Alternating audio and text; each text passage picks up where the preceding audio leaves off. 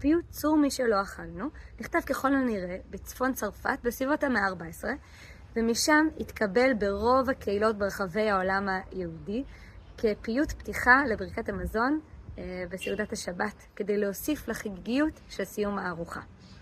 את המנגינה שאני אשיר חידשה הזמרת והפייטנית מורי נהדר מתוך המסורת הפרסית שמקורה מאיראן. ונברך שאזן את עולמו, יזין את העולם במזון, בשלווה, בחוכמה ובשלום. צור מי שלא אכלנו, ברכוני אמוני, צוונו והותרנו כדבר אדוני. הזן את עולמו, ראינו, אבינו, אכלנו מלחמו ומיינו שתינו.